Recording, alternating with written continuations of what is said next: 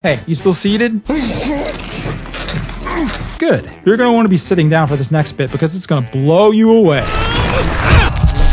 Now, the new airbenders, they don't want to abandon their lives and families to be air cultists.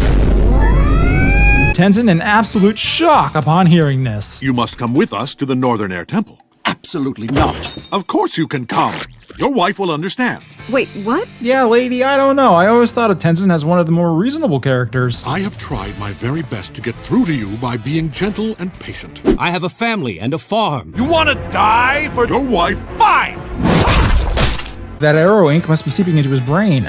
You gonna eat that? You expect me to abandon my entire life? My family? I'm not going anywhere with you, and I think it's best that you leave. My man's been around Kuro too long. Now he thinks everyone responds to force. Lockdown.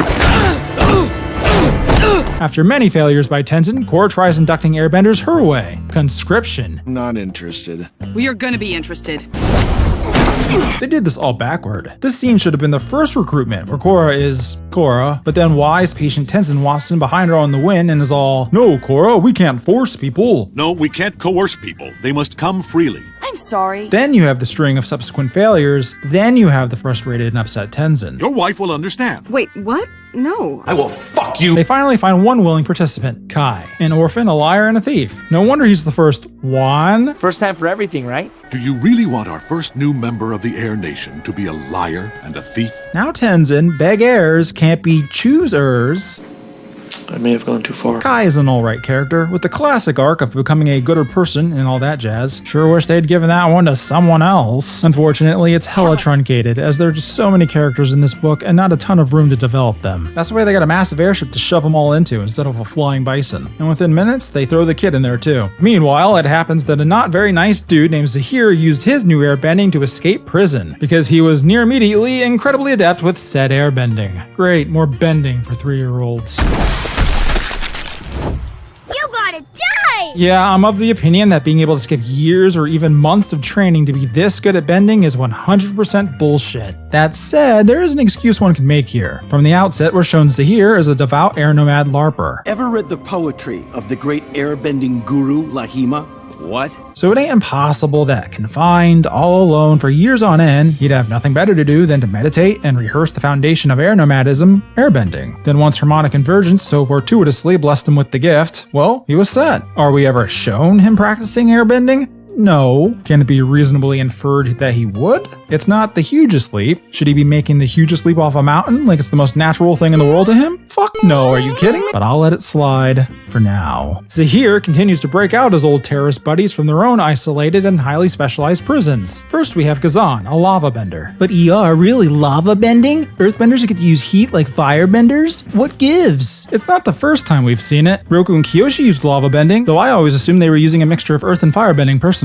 As it happens, because I'm right about everything Avatar, a couple of the writers decided to make my assumptions canon in the Avatar Extras trivia. Yippee! Until, of course, The Legend of Korra. Aww. You know what though, I can concede that if waterbenders can phase shift between liquid and solid states, then it's possible earthbenders could figure out lava bending as a highly specialized sub-element skill at least. Here's my bigger problem with it though. Ghazan appears to be able to use it without any limits outside of normal earthbending, and that just ain't fair. In the original series, new bending sub-skills always came with clear extra restrictions to show us, the audience, why we hadn't seen these skills before then. For example, metal bending needed, emphasis on needed, Toph's specialized abilities to pull it off, as well as for her lie detection. Blood bending needed, emphasis again on needed, a full moon, and a real sicko willing to violate people. Lightning bending needed, emphasis on, how did it come to this, man? Anyway, it used to entail the right personality type. Only a select few firebenders could separate the yin and yang energies around them to generate and guide lightning. It used to be so brilliant that Zuko never actually figured this shit out, no matter how hard he tried, because none of us would have questioned it if the writers had just given it to him. He's related to the world's foremost lightning benders after all, but instead, they held back. They reinforced the restriction and Zuko's character simultaneously. Beautiful. Those were the days before babies were smashing through walls. Alright, so then what's Ghazan's trick to lava bending? Now that I look closer, yeah, somehow dude's got a perfectly trimmed stash even after being locked away in a wooden cage for over a decade. Well, hot damn, that must be it. Like Samson had his head of long hair, Ghazan has his impeccably groomed facial hair fueling his power. Mystery solved, gang. So you raise a good point, nerd. Lava bending's not the best addition here, but it's also not the worst or impossible for this universe, I'd say. Just lazily implemented. I'll tolerate it. Okay, next we have Minghua, a waterbender with water tendrils for arms. But how can she bend, right? Without arms? Ridiculous. No, actually, I'm pretty cool with this one. Waterbending is based on Tai Chi, and I'm not going to pretend I know the first thing about that, but I'm betting it's more than just arm movements. Minghua's putting in the legwork with the stances and movements and such, so it qualifies for me. Oh, okay. Well, I was just saying. Nah, I get it, your heart was in the right place. Last but largest, we have Puli, Zahir's giantess GF and resident Sparky Boom Woman. I'd have preferred we got something new here and left Combustion Man as a one-off, but it's not a big deal. I wonder what bending Zahir had to be locked up high on a mountain in a metal cage with only a retracting metal bridge to reach it. They put Kazan in a wooden box over the sea so he couldn't earthbend. They hung Minghua over a lava pit so she couldn't collect moisture to waterbend. And they buried Puli in the ice to keep her too chilled to firebend. Zahir must be pretty psychically powerful to necessitate this level of security. What's his backstory? Where was he built? Going off his dress and eye color, Zahir's descended from the Earth Kingdom. So with that in the metal cage, he must also be an earthbender. Nah, he was a total non-bender. Then the fuck they need all this for? Making these poor guards scale a mountain every couple weeks for a normal ass dude? Please. That's crazy. I'm probably going to surprise some folks by saying this, but I personally feel Zahir would have been much more effective as a dual bender. That's crazy. You're a liar. Whoa, easy there. Just a suggestion. Now, please remember, this opinion is only predicated on this new bullshit celestial event that can open up chi pathways in people. Otherwise, this idea would be extremely stupid. Well, it is still extremely stupid. If harmonic convergence can now create airbenders from pre-existing people, it makes sense to me that another bender could receive airbending on top of their hereditary bending. And given how few novel airbenders we actually see, and only in the Earth Kingdom for some reason, it follows that only a single instance of a freak incident of dual bending could occur. If anyone were to be an earthbender and an airbender in this world, beside the Avatar of course, my vote would be the fanatical air cultist locked away in a metal box because he should already be a damn earthbender. The natural order is disorder. How can he not be an earthbender when he's this much of a stoner? But besides all that, Zahir's pretty cool, right? Who could possibly dislike the undisputed best villain in the series? It's me, okay? I'm the fag. Well, he's no Amon, but neither was Amon. For now, let's focus on the quadruple Quagmire Quartet here. These four make up what's left of the Red Lotus, an extremist faction who believe the White Lotus have turned away from their true purpose and become too entangled with the corrupt world governments. Ergo, the Red Lotus wants total anarchy, just like the old Grand Lotuses wanted. Master Paku, the anarchist beside the Water Tribe chieftain. Iroh, the anarchist trying to make his nephew the Fire Lord. You can assume the throne. King Bumi, the monarchist anarchist. We are what the White Lotus was meant to be.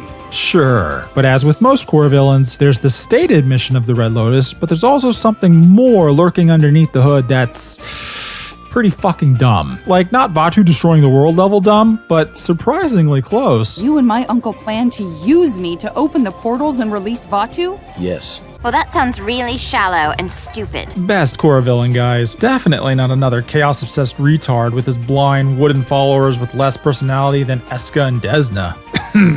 We'll get to my full thoughts on Zahir once we get to the episode with, anything at all about his intentions. That's episode 9, by the way. They leave this shit up in the air until episode fucking 9. Well, that's sure a novel way to structure a book. See you next year for that part. Like that's ever gonna happen. Just judging from these prisons, these guys look pretty dangerous. According to Zuko, no, not that Zuko lookalike with Zuko's voice, the one not voiced by Zuko's actor Dante Bosco. That's not confusing at all. Well, he says these guys can take down the entire world. They could take down the entire world. That's pretty bad. Really bad. Have y'all considered, capital punishment? I know a wheel you can try spinning. Their leader is an airbender? We can track them. We don't need to track them. I know exactly where they're going. Yeah, if anyone can hunt down an airbender, it's this motherfinder. I'll give book 3 this. It doesn't shit all over my man Zuko. And I know that must have taken tremendous self-control. In fact, they give Zuko the best joke in the book. Ironically, I hired a guy with a similar ability to kill the Avatar myself once. Didn't work. Well, we only get a measly few seconds to see Zuko in action again, which is a crime in and of itself, but he loses to an earthbender encased in metal on ice. Where are you going? To stop them. Just a lifetime of taking L's. But I guess that's in character. Ah well, more or less I'm fine with Zuko's portrayal here. I really like that his hair is straight from Iroh, and he looks like Roku. Well done, Korra crew. And you didn't make Zuko a terrible dad or anything. That's one cycle I approve of ending. Good job. Team Avatar fly to Ba Sing Se on reports that airbenders are in the city. And the city looks great visually, but societally it's really similar to the way it was before. The lower ring for the destitute, the middle ring for the not as destitute, and the upper ring for the rich. It's not like I'm, I live a secret double life where I am, blowing it all on fucking mansions. So the White Lotus retaking the city had little to no effect on its reconstruction. They really just hit Control-Z on everything. This sucks. And they still have Dai Li? What succeeding Earth Monarch would even think about keeping them around? Looks like someone might have fired up the brainwashing ring on their queen. There was no coup in Ba Sing Se. Even worse, this time the Earth Queen herself is the tyrannical despot. That's odd considering she would have been ruler during Aang's time as well, and Aang was historically not cool with tyrannical despots. Yeah, he wasn't like Kyoshi, who forced a tyrannical Earth King to listen to his people, but I think Aang wouldn't have sat idly by and let this lady bully her people. He must have been too busy erecting that giant statue of himself outside of his own monstrosity. This caricature of a wicked queen is where the Legend of Korra really earns its show for little kids label. Korra! You, yes you viewer, you probably couldn't write a children's character more transparently evil if you tried. Preening and petty, self-obsessed, covered in jewelry, unreasonably demanding, with a hatred of animals, a total sociopath who cares nothing about her people and outright enslaves them. She's so scummy, any Disney villain would reel back in secondhand embarrassment. This lady's existence is exclusively to be set up as so despicable in the shortest amount of screen time that she can be killed off by the big bad as the audience cheers, safe in their knowledge that this woman deserved every ounce of pain she gets. No need to worry about feeling icky, you're meant to want her to die, even a little more graphically than that little kid show label would comfortably allow. I can't believe they took her right off the air and shoved the rest online. The Korra stan cries as they gleefully watch a character be slowly asphyxiated. But I'm getting ahead of myself. Korra agrees to be the queen's lapdog and collect taxes, making this the fourth fucking villain our avatar's been duped into doing the bidding for. The fifth villain, if you count Vaatu. She's never gonna learn, is she? At least TLoK made a case, Unalaq was family, and Varrick had everyone but Mako fooled. But the Earth Queen acts like a rotten piece of garbage to Korra's face, and still this dumb broad doesn't hesitate to do as she asks. Collect my money and bring it back here. Yes, Your Majesty. Korra's so gullible, she'd have knocked down that building on purpose, had Raiko only called her part of the intelligence community. You really feel that way about me? Korra does have the sense now to realize she's been used after she beats up the people she steals from, which is technically the fastest she's come to this realization. Progress? So she takes out her rage on Asami like a punching bag. I think I could use a break. You letting off steam is starting to hurt. A lot. I guess you could call this friendship building? Or clever foreshadowing. Mako and Bolin have their own little Ba Sing sideshow adventure with Kai, and randomly end up meeting their late father's very extended family. This is your grandmother, Yin. Now wait just a minute. Bolin's the only family I have left. If anything happened to him... You'd go to stay with your dear old Gram and 20 cousins. Don't pretend you forgot about him, Mako. Bolin's got you covered. We're going to Ba Sing Se where Dad grew up. What if I meet our grandma for the very first time? Man, the Korra Laura is just so consistent. You'd think finally meeting with a big-ass branch of your father's family would be a pretty defining moment for Mako and Bolin. That its purpose would be to change their characters in some way, like to discover something new about themselves or their ancestry, perhaps? At least that's what I'd shoot for if I had to force a whole forgotten family subplot thing. But not these writers. To them, this impromptu family get-together is primarily a plot device, the function of which is to reveal the Earth Queen has been using the Dai Li to round up the airbenders to be part of her army. Seems like an extremely wasted opportunity to me. Mako giving his Gram her son's scarf was kinda nice though. I'm sure they would want you to have this. What a guy, that Mako, always putting others before himself. Would be a shame if that mentality got him cucked into oblivion. The brothers never actually catch up to Kai, because the Dai Li do first, as part of their aggressive recruitment campaign.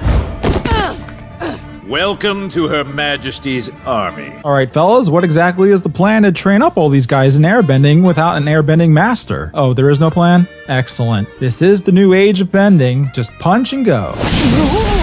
Soon the rest of the gang hear about the Earth Queen conscripting her people and are none too happy about it. Those people should not be forced to join an army. Hey, you were fine with it the other day. They suspect the Dai Li are hiding the airbenders under Lake Laogai, because that would be just too fucking rational. Mako's right, it's the perfect spot to hide airbenders. If the Dai Li are still around, yeah, they would rebuild their base of operations, and they would definitely use their brainwashing machinery to hypnotize the conscripted airbenders into submission. But this is the new age, so no. The Dai Li have left the Lake Laogai base abandoned, and they don't brainwash the airbenders, and instead simply hope that these superpowered prisoners they're forcing to bend an invisible element won't use their randomly gifted abilities to fight back. It's just unbelievably frustrating that these writers will not only bring shit back that they shouldn't, but then refuse to try to make it work with shit they should bring back. Anyway, Genora finds Kai through her bullshit Force Ghost power from the previous book, and I'm not even gonna bother ranting about that, it's just not worth it. And then they all escape in defiance of the Earth Queen, despite her threatening war over it. Taking them will constitute an act of war. I will bear down on you with the entire force of my kingdom. Alrighty then, nothing like making an enemy of the fucking leader of one of the 4 nations. Let's just ignore that, that'll never present a bigger problem down the road. Conflict resolution. It's what I do. Is it though, Korra? Is it? Learn to live with it. With nowhere else to turn, and because Korra must decide not to help any of these guys get their families out of Ba Sing Se, they agree to join Tenzin's Air Nation. Definitely not under duress, nothing like a cult at all. Y'all with the cult? Come with me to the Northern Air Temple to live in peace and train as Air No. Yeah, this is it. Tenzin goes to the Northern Air Temple with his new inductees, while Korra and friends get a new chaperone, Lin-based Fong. Scratch that, Lin, you're on the shit list. What the fuck? Team Korra goes to find an airbender in a new location, Zaofu, a city I think Andrew Ryan would find pretty metal. A geographically isolated insulationist society, where individualism appears to be the foremost principle. It's just missing Saito's Big Daddy mix, and needles everywhere. It's also chock full of metal benders, more so than Republic City. And boy, am I thrilled to see that. Okay, brace yourself again. I'm about to say something positive about Korra. The city of Zaofu is neat. It's like the writers sat down and asked, in a world with widespread metal benders, what kind of society would they make? And wouldn't you know it, you get a big futurist metal city in which the moving parts are reliant on, wow, metal benders. Just like Omashu relied on earthbending for its mail system, or Ba Sing Se's earthbending trains, or the Northern Water Tribe's waterbent canal lanes. It's like when the writers try to build their own world rather than directly transplanting our world into theirs, they can end up with a much more fun, imaginative choice of setting. Yeah, the Avatar world is obviously a very inspired one with ancient Asia, but it was also a world populated by espers, and it heavily reflected that. So it's nice to finally see again a city made by espers for espers. This is what I wanted from Breik all along. But ER, you hate the technology jump in Republic City, but you like a metal city with giant shield plates? Hypocritical much? I thought you changed, Straw Nerd. I thought we had something going here. No, I'm just acting out what a Straw Nerd would say. Obviously, there's a difference between fantastical city in a fantasy setting and New York slapped into a fantasy setting. Oh, well, yeah, couldn't have put it better myself, though I tried. In my original Korra videos, I also put forth the modern technology bad criticism very briefly, because I thought my observations were just that airtight. Because they are. How in the fuck did cameras, telephones, and radios develop at the same time as the fucking printing press? How the fuck indeed. Impossible. Yo, remember Azul's all-terrain steam engine? What a leap forward in technology, huh? But it looks like Republic City never found that machine because the trains are all back on rails. Did they find that regular-ass forklift Sokka drove in the comics directly after the war? Which was stupid, don't get me wrong, but seriously, where'd it go? What do you know? Just like a future industries forklift. The fuck kind of forklift you driving, girl? Folks, I'll just keep saying it until it sinks in. The Avatar world didn't even have the printing press yet. This is canon. We found a printer to make our posters. But a little over a decade later from this, the Avatar world suddenly has flash photography. How is that possible? This ain't a technology jump, this is jumping the sand shark. But what about, and this is just an honest question here, ER, no cap, but what about the Meiji Restoration in Japan? They went from a feudal society in the late 1800s to an industrial powerhouse in mere decades. Couldn't the Avatar world feasibly do this too? Well, Straw Nerd, it's really this simple. Japan didn't speedrun the Industrial Revolution all by themselves. More like they copied white people's playthrough really fast. And the Avatar world doesn't have white people. So fuck. But it does have every other race now, thanks to Irene Ko. Yeah, I've added black folk to the Republic City populace, because why the fuck wouldn't there be? Dang, where'd they go? No! So maybe if we ask her nicely, Irene will debut some blonde pale skins. I know she's a fan of the aesthetic. It'd be something if Republic City copied the Fire Nation's technology really fast, but then we should have a ton of patently ridiculous steampunk machinery, stemming from the vertically ascending grapple hook tanks to giant fuck you drills. Instead, we have the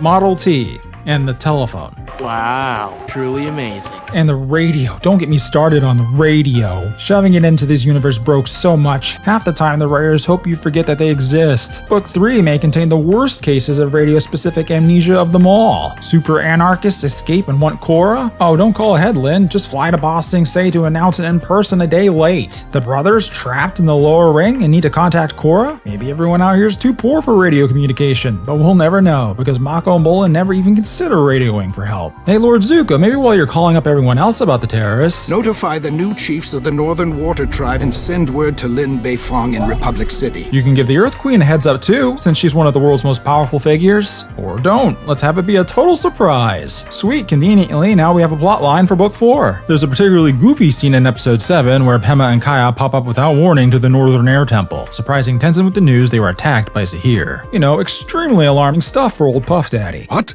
Is everyone all right? And then directly following this scene, we got a call about a new airbender. Really? That's wonderful. So glad you called, Cora dear. Now this is the type of stuff I need to know about as soon as possible. You tell me what airbender is, woman! To be perfectly clear, I like some of the Cora technology. Like the airships, they should have been the in-universe replacement for Sky Bison since Appa was the last of his kind, except they couldn't stick to that either, the cowards. Also, the mecha tanks are some real Fire Nation-ass tech. Then the mecha got a little out of hand. There is one way Republic City is like Japan though. Right after their uber-fast industrialization, in Book 4, Kora will nuke them. This is framed as heroic, by the way. Legitimately, Kora gets the center of Republic City absolutely wrecked with spirit bending. Another consequence of her leaving these vines lying around, and she's lauded for it. After what? This show is fucking bizarre, man. No one is safe around this bitch. Shut it down! Good thing Zaofu's got these shields, thinking ahead. And they don't have TVs or microwave dinners or some stupid shit. So as a fantasy city, I give it a thumbs up. But what about all the metal benders, Yar? I thought you hated that. Okay, well yeah, I still really don't like that. Metal bending used to be something special. A unique skill adapted from a kick-ass blind girl's already unique skill of seismic sense. And now somehow it's just common.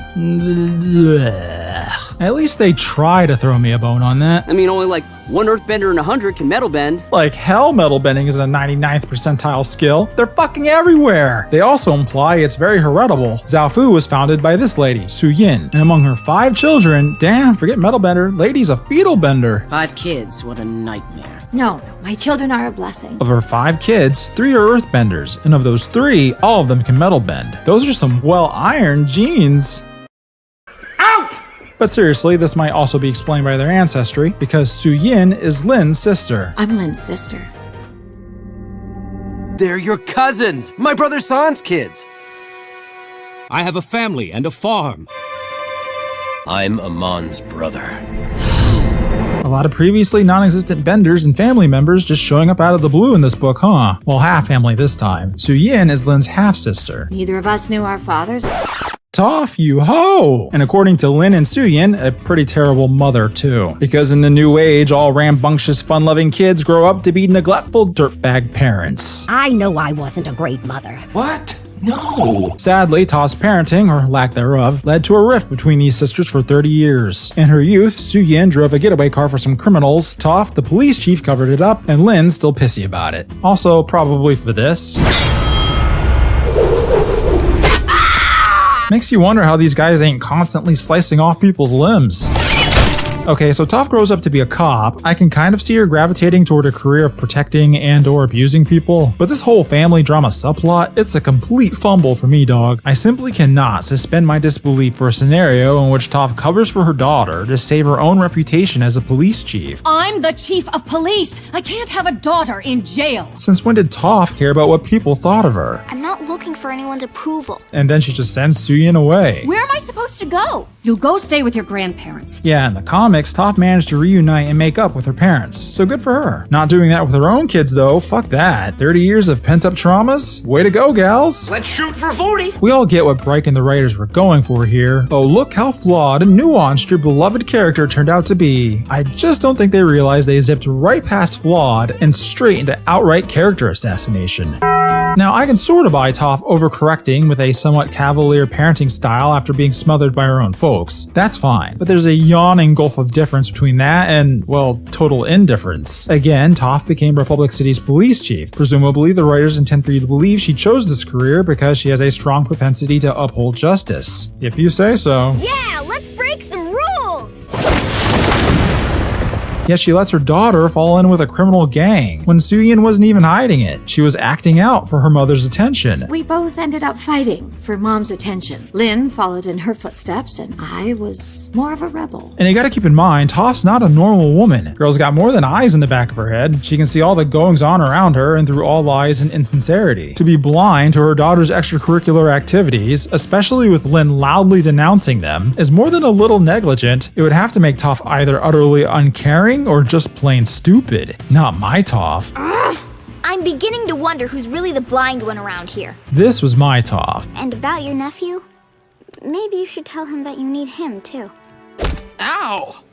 What was that for? That's how I show affection. A brash, arrogant hard-ass, but with a huge heart, always there for her friends, and thanks to her sight, the best judge of character in the gang. She was the first of them to advocate for letting Zuko in, even after he accidentally burnt her eyes. Bryke's really trying to tell me that Toph would stand up, figuratively, for Zuko, then grow up to ignore her own flesh and blood, leaving them motherless and fatherless. Let's not linger on the fact that I grew up without a dad. Not knowing my dad is nonsense to you? It was pretty important to me. This must be what happens when you don't get your life-changing adventure with Zuko. The legendary question of all time. Old enough to count, old enough to mount? Question mark? Likewise, Bryke really want me to accept that the 12-year-old drill sergeant Keep your knees high, Twinkle Toes! will flatly refuse to discipline the 12-year-old she will create. She's stricter with fucking Whorra. The world needs me. Get over yourself. The world doesn't need you one bit. You really are the worst avatar ever. This Toph spittin'. Real shame about this one being incapable of any healthy form of love and ruining her kid's bond for at least 3 decades. If you can just find some way not to hate me. Holy badger moly, they did her so dirty. It's kind of unreal. And she actually cares about me. You know, the real me. That's more than my own mom. I try not to think about it, but when I left, I probably really hurt them. My parents gave me everything I ever asked for, but they never gave me the one thing that I really wanted, their love. You know what I mean? Not only the world's first metal bender, but also the greatest irony bender. Well, according to Redditor Kuro fans, being a neglectful dirtbag parent is realistic. I think we all know why that is. Personally, I don't find it anywhere close to realistic or convincing that Toph is so wildly inconsistent a character. She goes from someone who ventured into danger time and time again and put her all into protecting her loved ones, to a thoughtless mother who abandons her kids to the point of staining her oh-so-important career position. This makes about as much sense as Aang growing up to be a fusspot who'd give a shit about being called an old nickname by a dear lifelong friend. Oh wait. Follow me, Twinkle Toes. I'm 40 years old. You think you can stop with the nicknames? Who are you? Realism in my fantasy stories is just the best. It's also realistic that a 30-year-old chip on Lynn's metal shoulder can be resolved in a day. All it takes is one acupuncture session. Acupuncture. And one catfight later, and the sisterhood of the Graveling Stance is restored. Sure, it's a good fight though, and doubles as decent character building given what we got. Jesus, Suyin, you almost made your half-sister half a sister. Now, I hope you still got your butt planted firmly in that seat, because the identity of the Zaofu Airbender is going to rock your world. That really hurt my tailbone. It's revealed to be